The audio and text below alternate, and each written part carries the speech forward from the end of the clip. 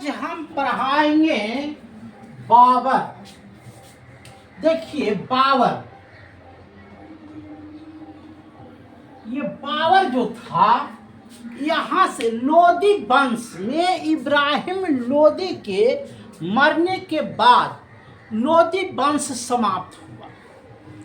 माने दिल्ली का जो सल्तनत था, जो दिल्ली पर जो राज कर रहा था, जैसे ही इब्राहिम लोदी मर जाता है, दिल्ली बाबर इब्राहिम लोदी की मौत के कारण दिल्ली वंश का दिल्ली जो सुल्तानत का जो राज चल रहा था वो समाप्त हो जाता है। उसके बाद आता है मुगल काल। मुगल काल, और मुगल काल का प्रथम बादशाह था बाबर, जिसने गद्दी पर लाया। देखिए बाबर जो है, ये भारत के बारे में कुछ जानता था नहीं, है न, लेकिन भारत के लोगों ने ही बाबर को निमंत्रण देकर के बुलाया, और जिसने भी निमंत्रण दिया वो भी इस आग से बच नहीं पाया, क्योंकि बाबर न अपने का था और न पराये का। सबसे पहले बाबर का जन्म कहाँ हुआ? तो बाबर का जन्म जो हुआ एक फरगान, बाबर का जो जन्म हुआ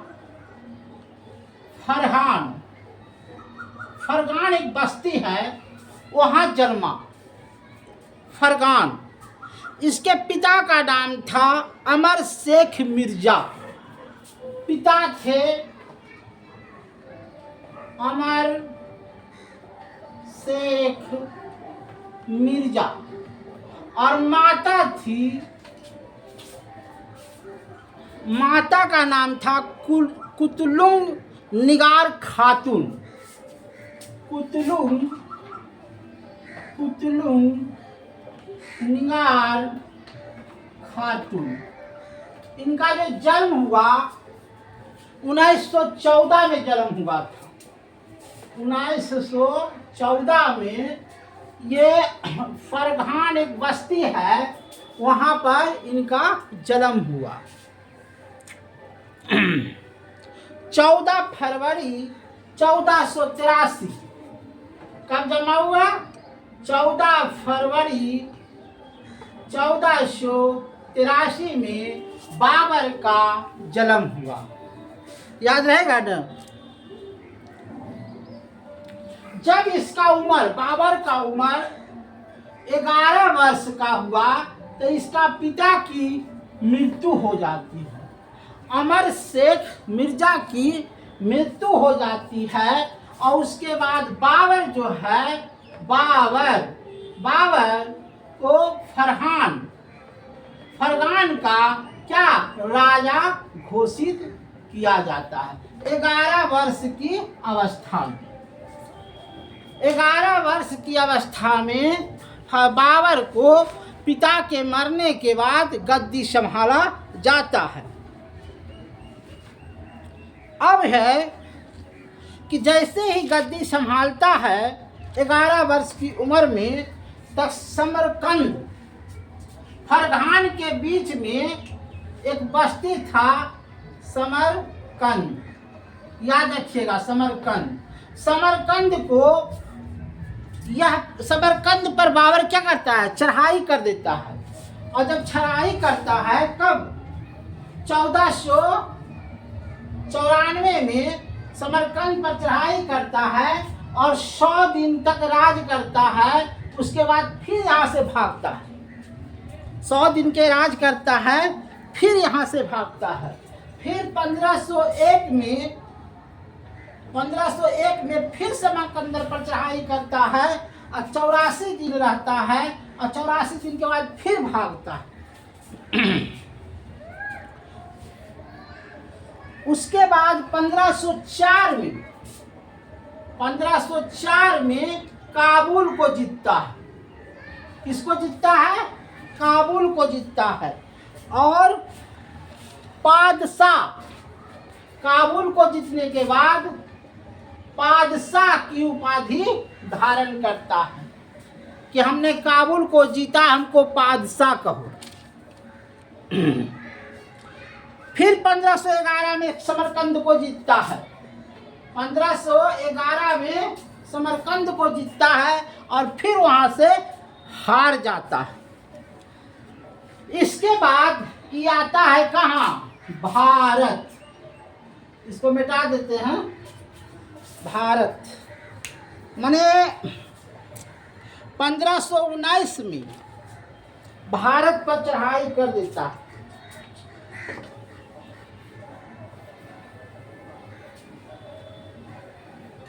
जैसे ही भारत पर आता है, भारत अभियान, भारत अभियान बाबर, जैसे ही भारत को आता है,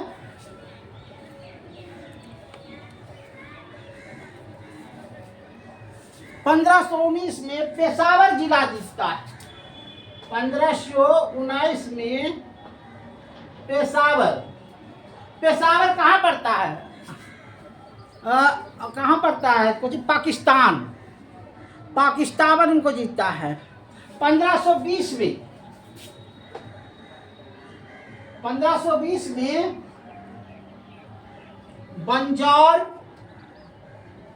पंजाब, अमरकोटा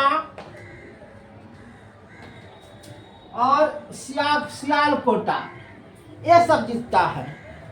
उसके बाद 1524 में, 1524 में पूरा पंजाब को जीतता है। अब जो है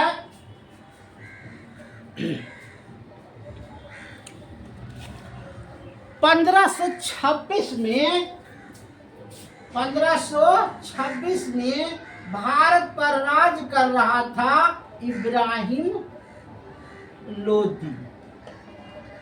अब इब्राहिम लोदी बहुत बड़ा शासक था। इसके पास 1 लाख हाथी, 1 लाख घोड़ा, 1 लाख पैदल सिपाही, और इससे बच नहीं रहा था। किससे नहीं बचा था? राणा सांगा।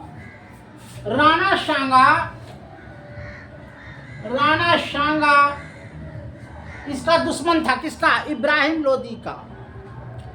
और आलम खां लोदी दूसरा दुश्मन था। आलम खां लोदी। और तीसरा दुश्मन था दौलत खां। दौलत खां तीसरा दुश्मन था, दौलत खां। अब राणा सांगा, आलम खां और दौलत खां ये तीनों मिलकर के बाबर के पास गए। बाबर का दरबार लगा हुआ था। कहा, बोलिए आप लोग कहाँ से आए हैं? क्योंकि हम लोग भारत से आए हैं। तो आप कहाँ से आए हैं? तो हम काबुल से आए हैं। क्या? आदर सत्कार से बैठाया।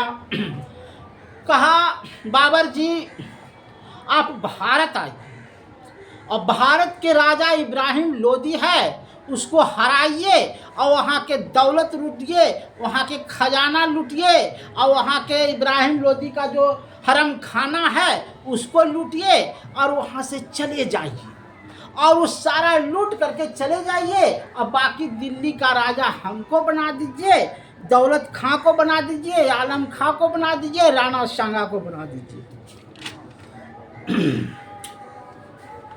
कहा ठीक है। अरे इनको मुर्गा चावल खिला भरे। बेचारा को मुर्गा चावल खिलाया। कहा ठीक है, हम आएंगे, हमने आएंगे लूटने। 20 अप्रैल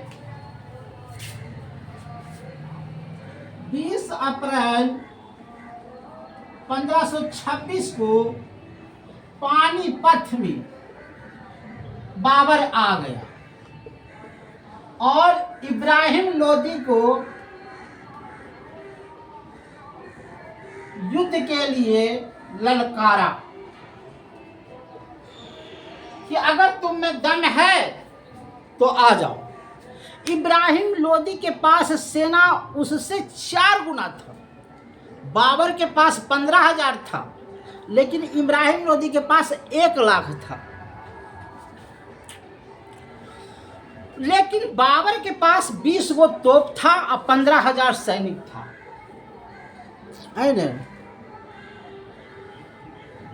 दोनों में लड़ाई छिड़ गई, है न। तो दोनों में जब लड़ाई छिड़ गई तो तुगलमान विधि होता है। तुगलमा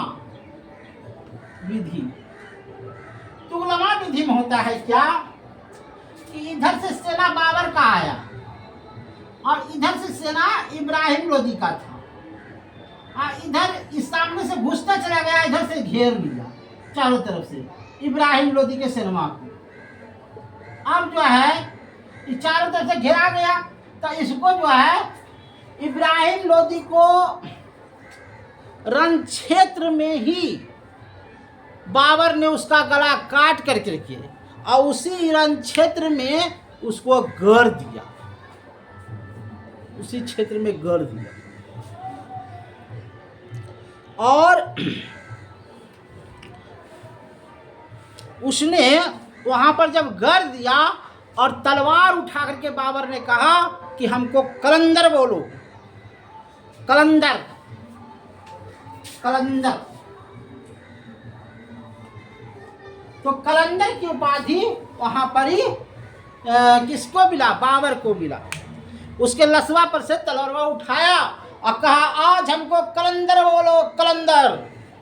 अतः कलंदर बोला। अब राणा सांगा आया बाबर से मिलने कि अपने तो मारिए जलखिन इब्राहिम लोदी के और सब कुछ लूट लाट करके चलिए जाखिन, अब जा पर की कहन करके हाँ। और राणा सांगा ये नहीं आबो जखने हम लड़ाई कर रही तो हमरा बोल हो हल तो हमरा कुछ मदद करथो न जी। तो कुछ मदद नहीं किए, आए वो चबूतरा पर बैठ के लड़ाई देख रहे थे कि क्या हारेगा क्या जीतेगा, बस अगला निशाना तुम हो। अब राणा सांगा से लड़ाई हो गया, राणा सांगा और इब्राहिम लोदी। तो 26 हुआ, 26 में हुआ, 27 में हुआ।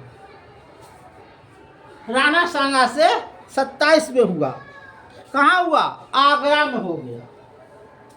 आगरा में लड़ाई हुआ 1527 में। राणा सांगा बेचारा मारा गया। कल गए अभी देखिए, अभी तरह हम बता दियो। और राणा सांगा के महल को, आगरा महल को लूट करके बाबर आराम से रहा।